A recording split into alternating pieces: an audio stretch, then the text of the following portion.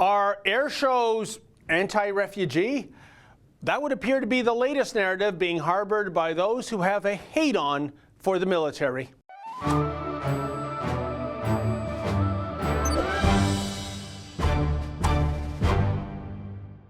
Well, this past weekend, the Canadian International Air Show took place in Toronto. From spectacular formation flying to vintage flying machines, hey, what's not to love? Well, a friend passed along a tweet about the air show. The author complained that loud military jets taking part in aerobatics might be triggering for refugees. Oh dear, we can't have that.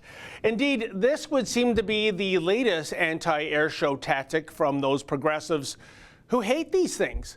Case in point, check out this column from 4 years ago, penned by the now thankfully retired Joe Fiorito of the Toronto Star.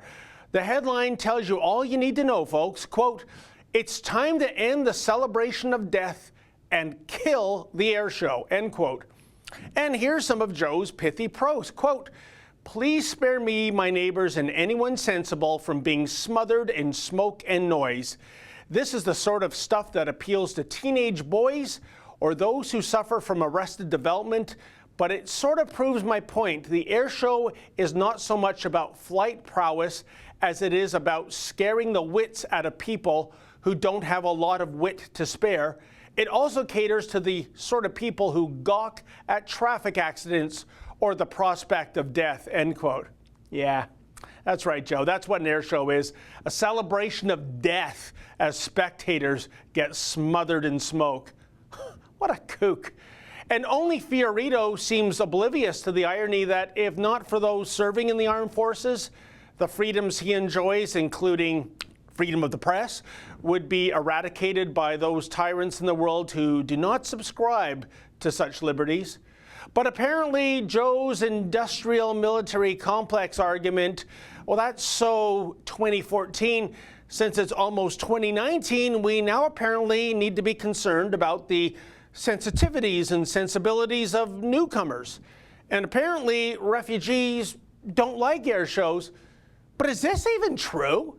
Is there any kind of qualitative or quantitative research out there that would prove this point? Or is it strictly anecdotal, or is this yet more white liberal guilt being displayed by the likes of Fiorito and his ilk? But if this is supposed to be our so-called new normal, now what? Are we to take inventory of all facets of Western culture and eradicate that which might offend newcomers, regardless if they are even residing here legally?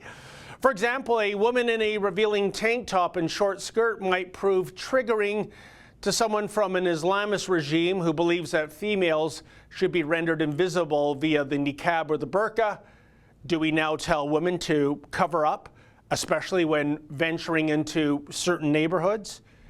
Hey, diversity is our strength after all, except, of course, when it's not. For the Rebel.media, I'm David the Menzoid Menzies. Hey folks, the Rebel has a new app. Please download that app and take the Rebel with you wherever you go.